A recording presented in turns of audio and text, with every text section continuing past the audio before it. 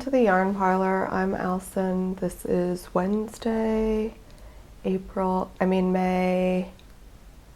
4th, episode 16.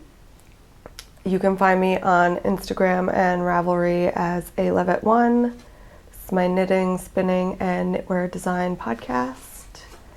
And I've changed the setup a little bit because my knitting machine is on my desk and I can't arrange the way that I used to, so we'll try this for this episode. Next week, I want to welcome all of my new and returning viewers. Finish my intro. And actually, I think that's it. You can find the show notes in the Ravelry group. Next week, I will not be filming. I need to take a little bit of a break, but I will start filming again. I think I'll film Tuesday the 17th and then upload Wednesday the 18th will be the next episode. And let's jump into the show. I wanted to start with talking about the design challenge from ArohaKnits with Frenchie. I started it last week. I was able to talk about it just a little bit because it started on Monday and I filmed on Tuesday, and I didn't get the updates until 3 in the afternoon my time, so I wasn't able to share Tuesdays, but so her 5-day challenge, design challenge, started with inspiration and made a mood board in Pinterest and gathered up your inspiration for a topic that she had picked. And then the second day was sketching. So she had chosen that you would do a cowl. A couple people did different things. I was sketching for a scarf, but still in the neck accessory area of garments. And the third day you picked so the day that you're sketching, you kind of were getting into what stitches you would use and how you would arrange it on your cowl. The third day was knitting a swatch, picking your yarn and knitting a swatch in the stitch pattern that you found. Fourth day was gauge swatch, figure out your stitches per inch and your rows per inch. The fifth day was, writing your pattern, taking your gauge, your stitches and rows per inch in your stitch pattern, and then translating it into a written pattern, doing any type of charts and casting on, casting off, knit for how many rows, all that type of stuff. So it was a lot to do in 1 week's time, and I think I got a little flustered halfway through it because I was going into it and I was going to do just the simplest thing, and then I went off on a tangent and then got flustered with my stitch pattern that I chose, and it all went downhill from there. I think that the information she gave out was incredible. In each email she would reference places that you could go to find stitch patterns or for writing your charts when it got to the writing part, references that she uses. So I thought that was really great, and that was basically why I had signed up for this design challenge anyway, was to learn how other designers, or how she specifically goes about writing her patterns.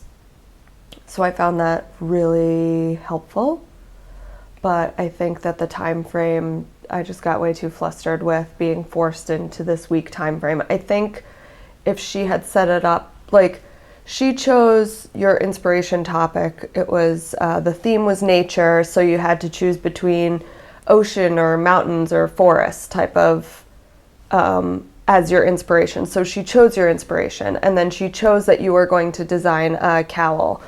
I kind of wish that she took that and did it almost to all aspects, like even to the point of a stitch pattern, because then it would have helped me, and I think some other people, focus more on the design aspect and getting across how you figure out your stitches in rows per inch and how you figure out writing a pattern. I think a couple other people also kind of, it's human nature to get stuck in your head about certain things and then you just can't move forward. So I think that if she had stuck with choosing some more of those things, even, I mean, for me it was the stitch pattern, but I thought it was, like I had said in last week's episode, I thought it was really helpful that she chose like an inspiration path so that you're not hung up on, there's a bazillion things that you could be designing for, but she chose to do a cowl. There's a million things that you could be inspired by, but she chose nature as a theme for you to stick with. So I thought those were really helpful, but then it kind of got lost with the rest of our topics. And of course, stitch pattern, the next one. If she had chosen a stitch pattern, I probably would have been like, okay, stitch pattern chosen, done, I'm going with it. Or like given us an array of stitch patterns. I'm really hung up on this, and still am, clearly. I'm still hung up on the fact that I just couldn't choose a stitch pattern. I got there in the end. I've sketched something out and I started a pattern. We'll see if I finish that pattern and publish it into something, but as of right now, it will be languishing for a little while. Overall, I definitely liked the resources that she gave me, and her e-course is now out, which I will put a link in the show notes for anybody who's interested in pattern design. I think that she gave a great step-by-step, and she also, in her e-course, she talks about writing charts and everything. I think she's going in a modular form, so you kind of pick and choose what you want to learn on how to make a pattern, write a pattern. So it's something that I'll definitely be looking into, and I'll put her e-course in the show notes. She launched it May 2nd, I believe. I haven't gone over there to look yet, but if you're interested in writing patterns, I think that she did an excellent job in conveying the steps for it. It was just a short time frame for the design challenge, but I mean, it wasn't the end of the world. I'm like babbling on about it. It was a design challenge, 5 days. It was fine. Moving on to my machine knitting, I was able to actually start some stuff. So the first design, and I'll kind of show you how I write out my patterns. They're really random. So there's my front panel with some numbers, and then I'll do what to cast on, what my yarn is, what the tension is.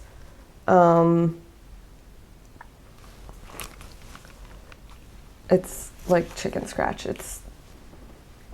I'm probably the only person who can understand what it is, but my row count and how many decreases I have to do, and then break it down to like every 7th row I'll decrease a stitch type of thing, and every 4th row after that, whatever. So here's what I'm going to use as my back panel. So this tank top, the front and the back are going to essentially be the same. Let's see if I can get the whole thing in the frame. This is repurposed yarn from a sweater that was store-bought with a contrast stripe down the center front and center back.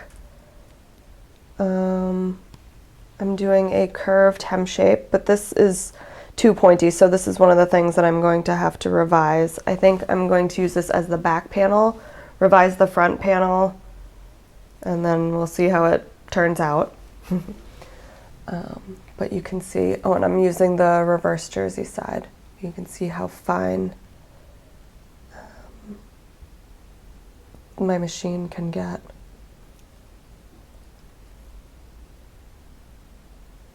And yeah, just a basic summer. I want to make some summer tunics and tank tops. So that is the first tank top, that panel that I've worked on. And then the second tank top, I'm using Habu, what's the N-35A. It's 100% rayon. Now, this yarn I bought at a Vogue Knitting Live a while ago.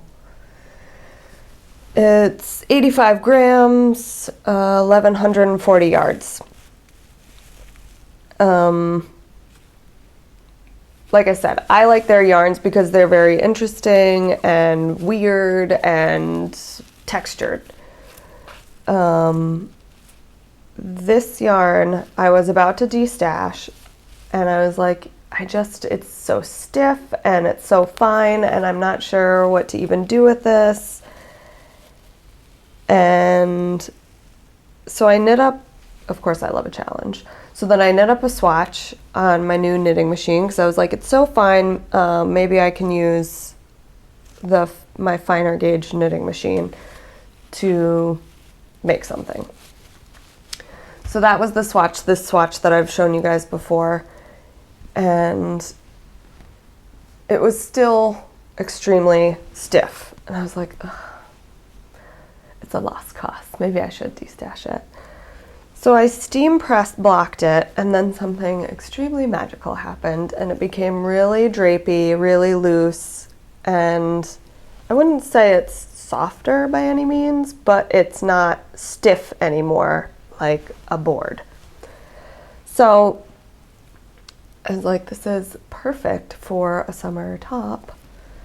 And so I'm keeping the yarn, obviously, and I'm going to make a tunic top, hopefully. I'm not sure if I got the length on this, so I might need to re-knit this panel. It's a first go, but it's going to be a spaghetti strap. That's why there's no straps. And if you can see, maybe I can stand up and then you can see the shape. The left to right, ooh, my microphone. Left to right is actually a different shape because I knit this side first and it was really tight along this edge. So then I knit it differently along this edge and it's much looser, which I really like.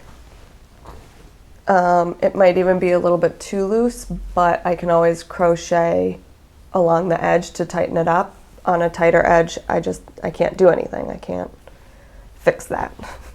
I could probably press and stretch on most yarns, but since this is such a rigid yarn, I can't do that. So here's the body. I'm also going to be using the reverse jersey side on, or reverse stockinette side on this garment. It's going to be very sheer, but it's summer. I can use it as a layering piece or a cover up at the beach type of thing. Yeah. But there's the front panel on this. I will knit the back panel, like batting 1,000 with this microphone today. I'll knit the back panel on this and link them, add some straps and see how it goes. I'll re-knit the tight side on the front panel. And yeah, hopefully that works out, or else I'll be re-knitting this tank top. This one I'll have enough to, if I don't like this shape at all, I have enough to re-knit a whole new one. But with this tunic, I would have to block it, see if it fits. If it doesn't fit, then I'd have to reknit this yarn, which I never really like doing with machine knits. But you gotta do what you gotta do to get a better fit. Hopefully it won't be that bad. So yeah, that's it for my machine knitting right now. And these are really, really basic styles from what my machines can do. I am using this as kind of like an introduction to my machines. I haven't used a couple of them besides swatching before, so I wanted to see what they could do, and I really just wanted some simple tank tops for the summertime. But I wanted to show you, they are a punch card knitting machine. I should have brought over the punch cards. I'll show you another time. But this is essentially what these machines can do. One's a punch card and one's an electronic machine. So I could make up my own stitch patterns with the electronic one and plug it into my computer, and it will just knit up my design, which I think is awesome. But I mean, this is a whole booklet on what it can do. Tuck stitch, slip stitch, this is for the punch card machine. So I think next year I'm going to dive more into what my machines can do and really get to know them and work with them more. But as of right now, I'm kind of interested in just my hand knitting, my designing. I'd like to focus, I'm trying to stay focused on designing. But yeah, I think next year I'm really going to dive into using my machines and learning how to use the electronic programs and using the punch cards and getting into using them in general, besides just stockinette stitch. Next is my new yarns for this year. For this month. My sock yarn for this month is Neely's Knits. The dyer behind this is Ashley, and she has her podcast, Neely's Knits. The colorway is Thing 1 and Thing 2. So it's Dr. Seuss referenced. And this is her sparkle sock base, which is 80% superwash merino, 15 nylon, 5 silver stellina. I love this yarn, it's so cute. It's self-striping, black and white, and then I'm getting like real close up to the camera, and a contrast blue. So I plan on doing contrast heels, toes, and cuffs, and then I want to do either an intarsia or a duplicate stitch, number 1 and number 2 on the leg of each sock. Hopefully I'll have enough contrast yarn for that. If not, then I'll just do like a heel, toe, and the number 1 and number 2. I don't know, we'll see. And then I'm thinking about doing a slip stitch pattern for the stripe rows so that it's not just a plain vanilla stripe sock, to jazz it up a little. And what else? Oh, for my heel, I want to do a true afterthought heel. I've done an afterthought where you put in the waste yarn, but I haven't tried a true afterthought heel. And then I want to put in a fish lips kiss heel, which is also a heel that I haven't done before. So looking forward to that. And my needles that I want to use, I will show in acquisitions, because I have some acquisitions. Actually, this is last episode I had some too. Somebody's been buying lots. This is 438 yards and the contrast is 100 yards. So it's 125 grams total. And I think that's what I wanted to say about that. The swatch challenge yarn that I have for this month is from Bahramu, and it's Dovestone DK. This is 100% British wool. The breakdown is 50% BFL, 25 Wensleydale, 25 dark brown Masham. This colorway is Air, and that's what it looks like. That's true to color. It is a DK. Bahramu has a store in Yorkshire, and then they have two yarn types, the Dovestone and Titus. I believe Titus was there first, but I'm not sure. I also have the Titus for my swatch challenge, so you'll see that one pop up. This company is trying to bring, trying to keep the heritage of Yorkshire being known as a wool producer. So that's where that's kind of their mission statement. They're trying to produce, or they are producing all of their yarns in Yorkshire. I know that they're dyeing. I'm not sure if it's spinning. I'm pretty sure it is. And oh, it's a DK weight, 252 yards per 100 grams, and that's about it for this yarn. I went on, oh, the tag is labeled British spun and dyed in Yorkshire. I looked up on Ravelry to get some ideas on what I wanted to do with this yarn for my swatch challenge, and maybe some tips or comments from other people to just get an idea of how this yarn would knit up, or what people liked or maybe didn't like about the yarn. Could not find a bad complaint in them at all. This yarn looks like an amazing miracle yarn that just looks amazing in cables, it looks good in stockinette, it looks good in lace.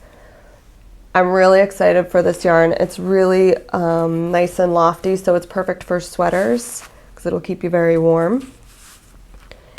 And it's next to Skin Soft, but it's on the more rusticy spectrum. So I wouldn't mind it in a shawl, but it is, I love super soft yarn. So it's not a super soft merino or cashmere or anything like that. It is a little bit more rustic, but it's got such amazing loft. There's so much air that just gets trapped in it. It would be perfect for a sweater. So what I'm thinking for my swatches is the stockinette, a textured swatch from the Sequence Knitting book, and some crazy lace pattern, one that has like 23 row repeat type of lace pattern, and see how all of those come out. I mean, everything that I saw in Ravelry and the project pages was insanely gorgeous. I don't think that there's anything that this yarn will not look good in for stitch patterns in general. So really excited to work with this.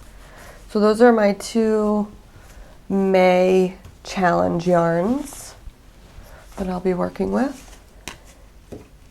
And my research topic for May is going to be cast on bind offs.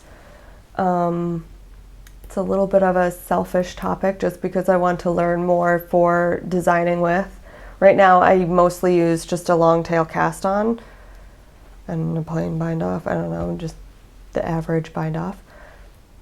So I wanted to kind of dive more into that to know for design purposes what would work best to have a stretchy bind off or just a design detail bind off. So I will be putting a page at the end of May in about bind offs and cast ons if you're interested in those. For my May swatch challenge, I used Barocco's Captiva, which is 60% cotton, 23 polyester, 17 acrylic. Now, I usually do a stockinette in all of my swatch challenges just as kind of a base to see what all of these yarns look like in stockinette. But I didn't do that with this yarn because I'm using it in a design right now in stockinette, so I already know what it looks like.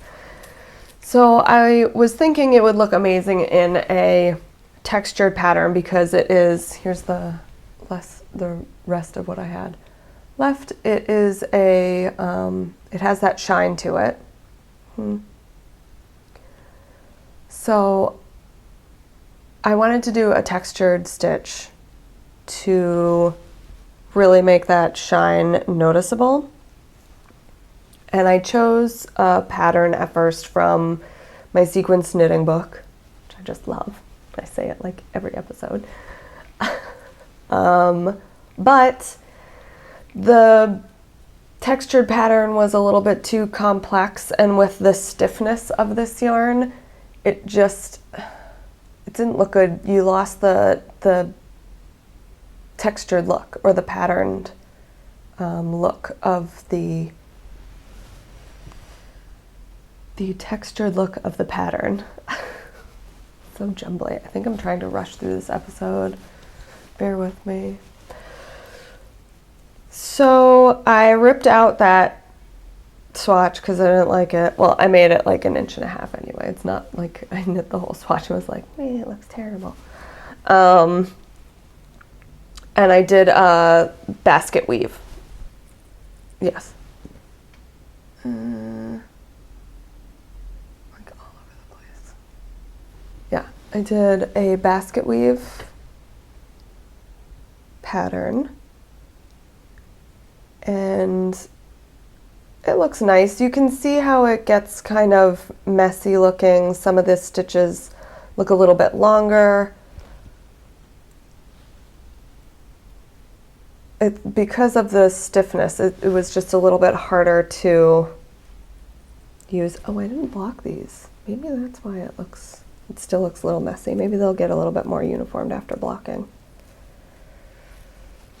But needless to say, the texture looks all right. It didn't wow me, so it is what it is. But looking at this, I was like, okay, so I clearly need a simple texture, so maybe I'll try a seed stitch. So this was a US 6 needle, which is 4mm. And so then I tried a seed stitch in a even simpler textured pattern, and it looks messy again to me. This is a US 8 needle, which is 5mm. And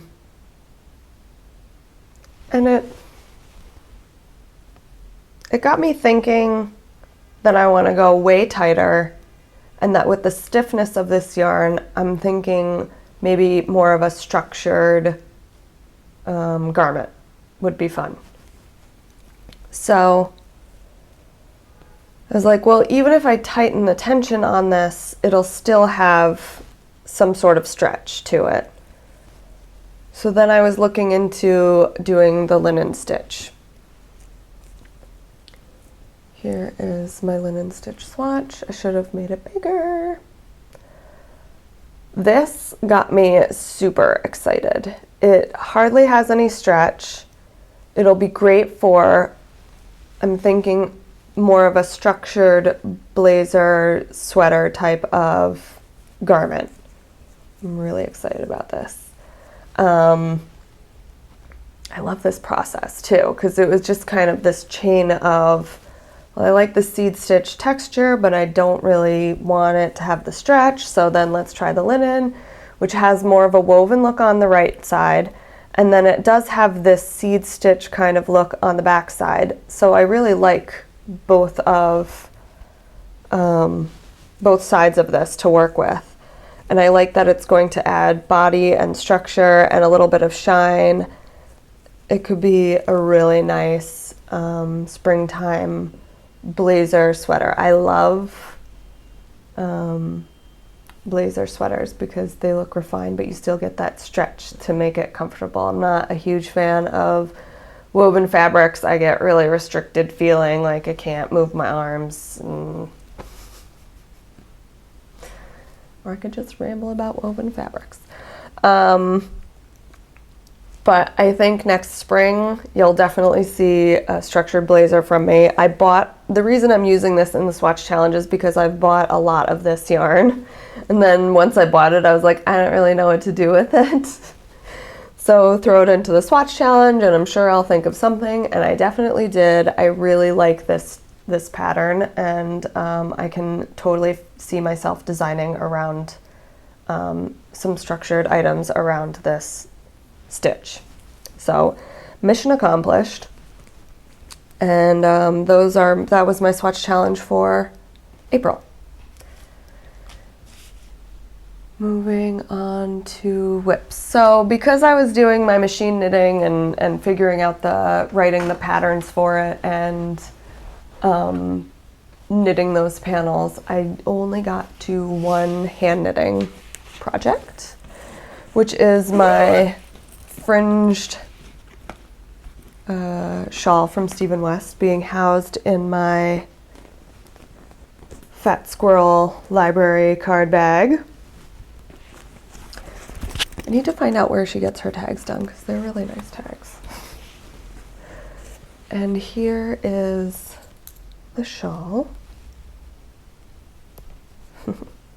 Wait a minute. Wait for it. Here is the shawl.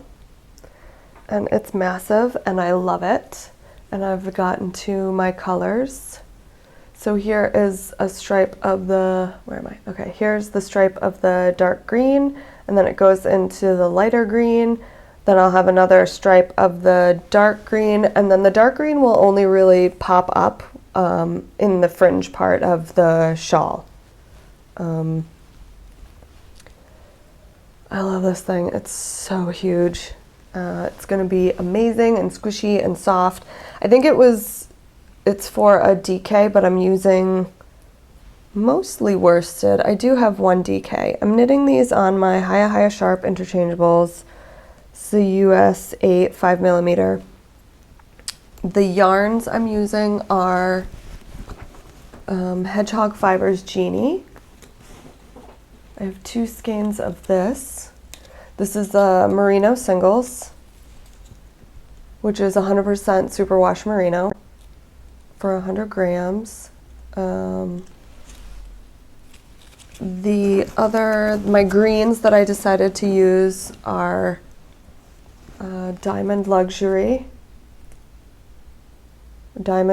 Collection, Mulberry Merino. That's 50 merino wool, 50 mulberry silk. This is going to add such amazing drape to the fringe. It is a single as well, which makes it super hairy. But I don't actually, can you even see the hair? It's like super, super hairy. Ooh. I don't know if you can see that, but I don't mind it so much. It'll kind of add its own texture, its own crazy worn-in look to it, so I don't mind that. I actually bought that yarn originally for a sweater, and then I knit up a swatch and it got really hairy, and I was like, this thing is going to pill like crazy and it's just going to be a mess. So time to use it for something else. And then my last color is the Neon Peach from Madeline Tosh. What is it? Tosh Merino DK, 225 yards, 100% merino. So it's going to be like this with a ton of fringe along the whole border edge. I'm loving this right now. It's very easy. I only knit on this one because I wanted to get to Where was my progress keeper? I wanted to get to the colored section to show you guys how it's going to look up, because I originally wanted to use, let me grab the teal. I think I can reach. I was originally going to use this teal color, and then I changed my mind to these swampier greens. Can you see that? I don't know, the teal would have worked fine, but I really wanted to use up these greens. They've been in the stash for a wicked long time, and I just needed to get them knit up. And I think it almost dulls the genie, I think, a little bit. But I don't know. It still pops. I mean, the pinks and the blues still pop out with this green. I don't know, I like it so far, so we'll see how it goes. And I think that I will overall like the neon peach. I bring that up because I was using the genie for my doodler, and I was like, oh, the neon peach will go great. And then I hated it and ripped out, it was my third color, I think.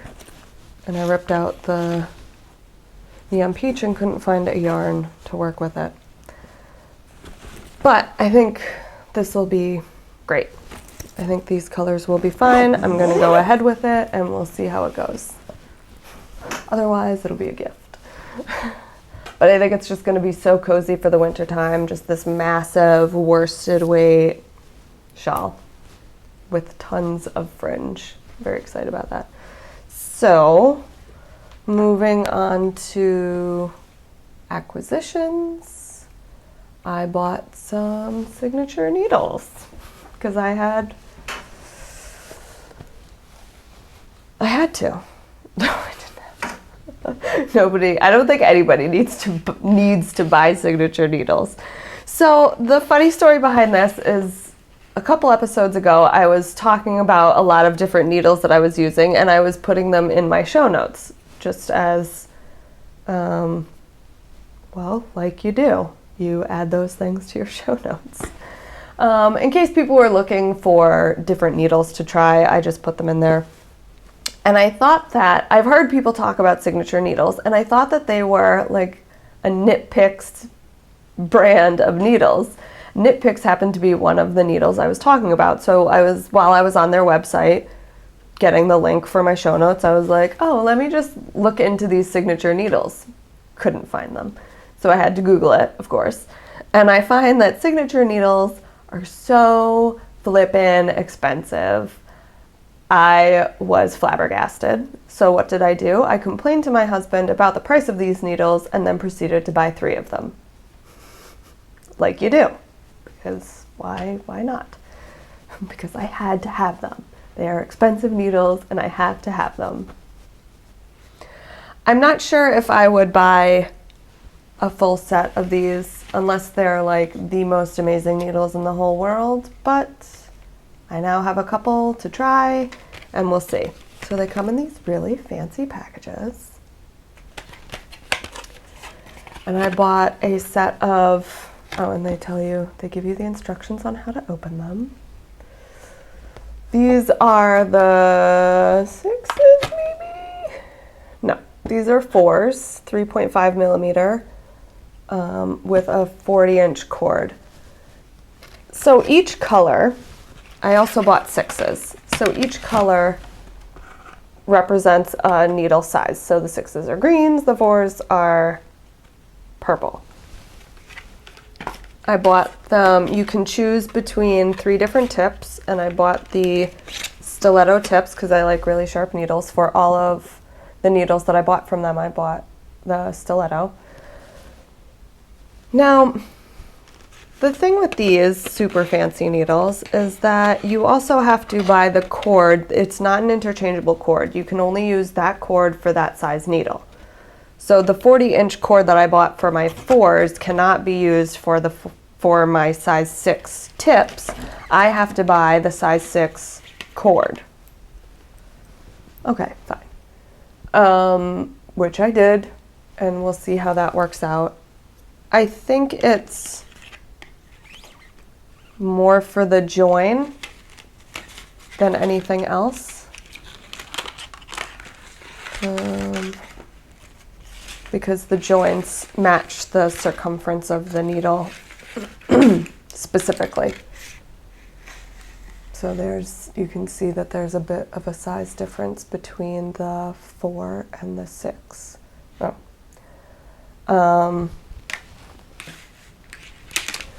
And then I bought DPNs. So I bought, why am I showing to you in a tube? I bought US1 stiletto tipped, or a 2.25 set of DPNs, which I will be using for my socks this month. So the signature needles are super expensive because they are made in the USA. They are made from aircraft quality aluminum. Sounds fancy. The size is laser etched into the actual needle, so it won't rub off. I never really cared about the sizes rubbing off on my needles. I know that some people do. They might mention it. I don't know if it's a complaint, but some people will mention it, that the numbers are starting to rub off. But like, that's what I have these for. A needle gauge. More accessories to my knitting. Why not? But that's not something that really bothers me. However, these are laser etched in, so they will not be rubbing off. What was the other thing? Oh, and the tips, and on the straight needles, they have the ends, the end caps. There's their information card. And the tips and the end caps are hand polished. So I think that's where all of your money is going towards. The materials, the laser cutting, it's all very fancy. So,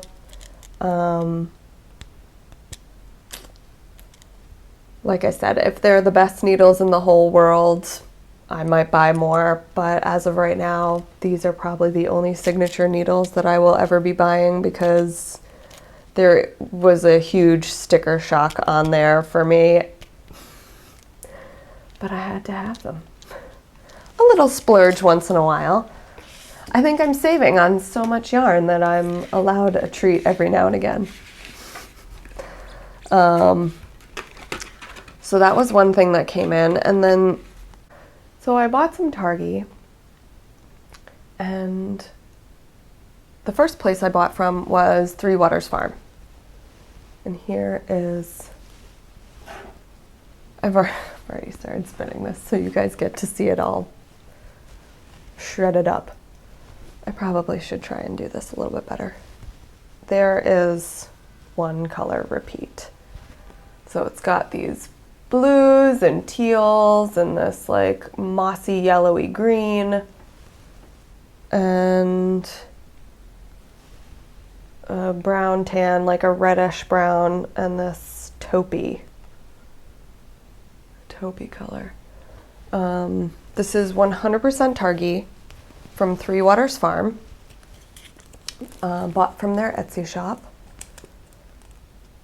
They are out of North Carolina, and the colorway is piercing blue. I love this blue color.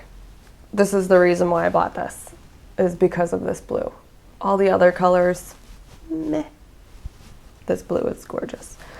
But now that I'm spinning it, I'm really seeing how these colors are working together, and I am enjoying the rest of them. I don't know, every now and again I'll buy some colors where I'm like, they're not really mine, but I'm sure it could work with something or whatnot. And I mean, they're the dyers. I think that they did an excellent job. And I'm going to fractal spin this. I was taking the Craftsy class from Felicia Lowe.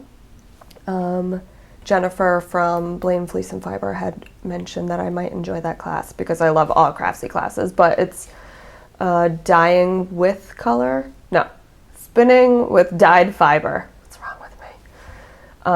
I think is the title, but I definitely know that the teacher is Felicia Lowe, who is the dyer for Sweet Georgia Yarns, Sweet Georgia Fiber.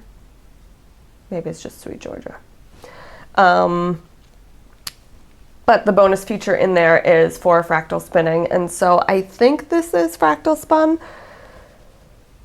or a type of ish. It should be. So this is half. I split the braid in half lengthwise, and so I have my two halves like this, and then one half I split again into 4 sections, and then this is one whole half. So then I'm going to spin all of this and then spin these 4 and then ply them back together. I know that other fractal spinning is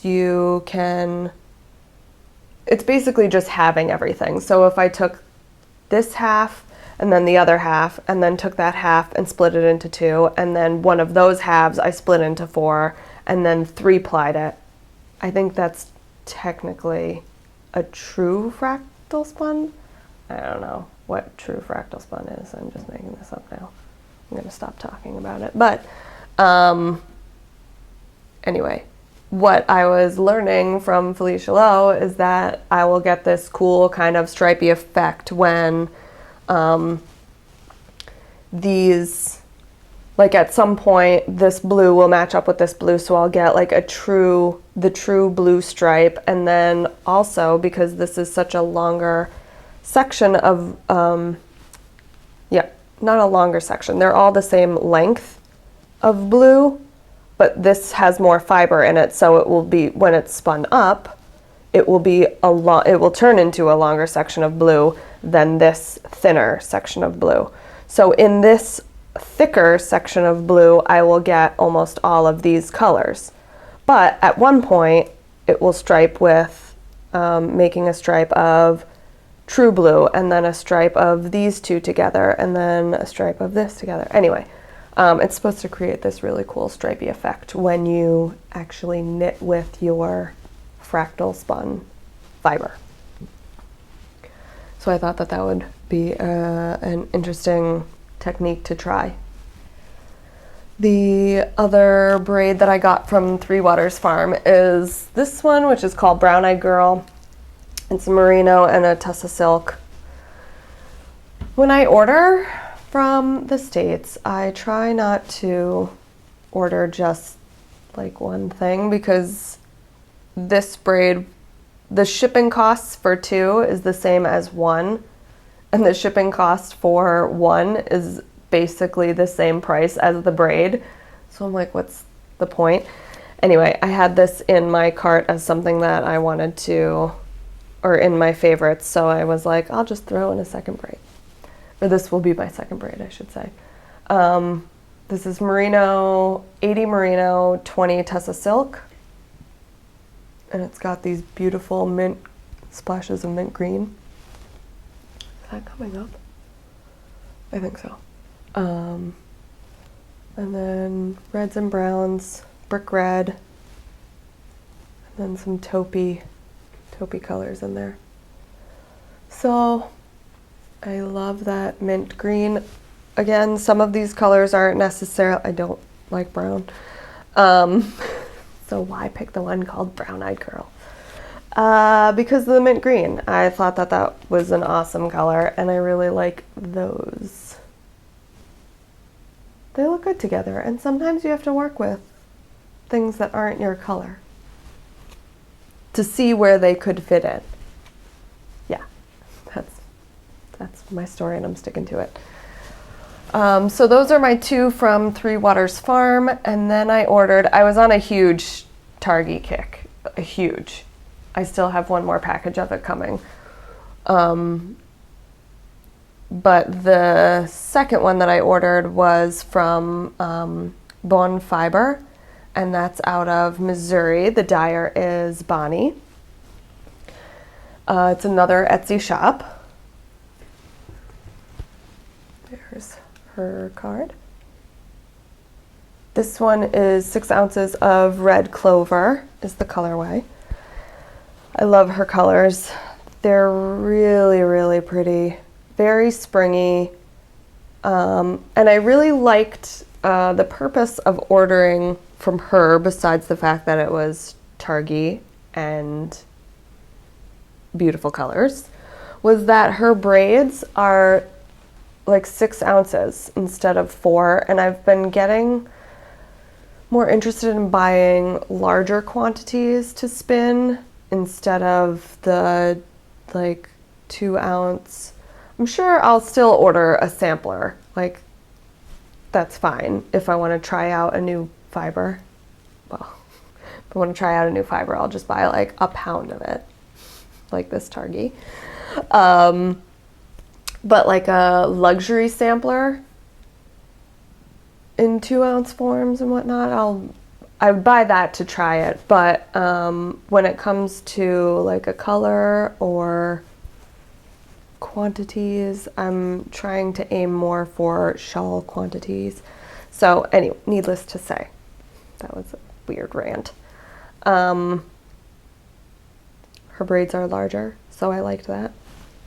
So this is, what did I say this colorway was? Yeah, red clover. And it's got these purples and spring greens. I love green. And some blues. It's just beautiful. All 3 of these kind of could go together, actually. So the next one I got, this one is called Alice. This is 6.2 ounces of Targhee. And it's those purples again, and more of the blues and purples in this one. Some yellows. So there's those 2 together. This one's just more green, but it's basically the same, a lot of the same colors. And then the last braid that I got of Targhee, serious, 5.9 ounces, and this one's called Lady Isolde. Yeah. And this one's, again, the purple, green, and blue colors, but it's more of the dark purple. And then you get those pops of the lighter greens and the blues. So essentially, all 3 of these could really be spun together and used together. This one's just more, this one is just more green, this one is the blues and the purples, and this one is the darker purples, but they're all essentially the same, in the same realm of colors. And I just happened to be drawn to these colors when I went shopping, so at least in her store. But she's got wonderful, those aren't the only colors that she uses, they just happen to be the only ones that I grouped together. So those are my Targhee purchases, and when I start working with them I will talk about the fiber. I will not be talking about spinning this episode. I'm trying to work on a bunch of things, and I will talk about that next episode. On to my knitting confession this week. I dislike mattress stitch. When seaming my garments together, I use a single crochet chain stitch. I learned how to mattress stitch when I was taking a knitting class in college, and it works perfectly fine. There's nothing wrong with the mattress stitch. I'm not about to bash it in any way, shape, or form. Just a personal preference, I use a single crochet chain, which my senior year in college, my second knitting course, which was taught by a different teacher. She taught me how to do the crochet, single chain crochet linking stitch. Yeah. And so that is what I use all the time now. I don't use mattress stitch at all.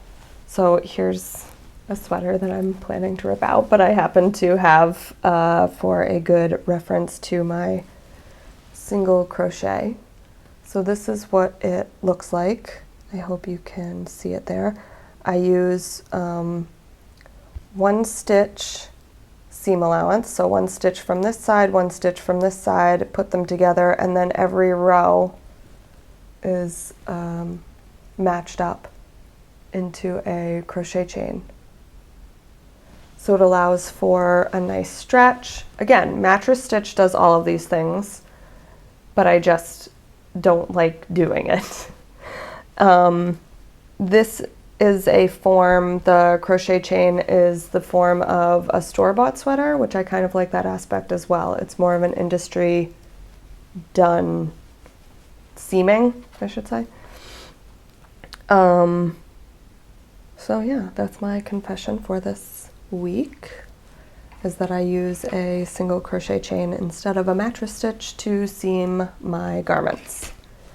And I've done it with my machine knits as well.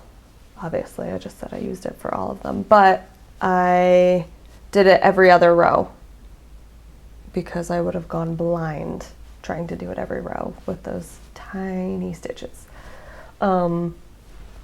If I'm using a cotton or a plant-based fiber, I will use a stretchier, like a wool, something that has stretch and memory to it for the seaming, because otherwise it won't allow the seam to really stretch, which will cause your seam to create that peak, or what's called hiking.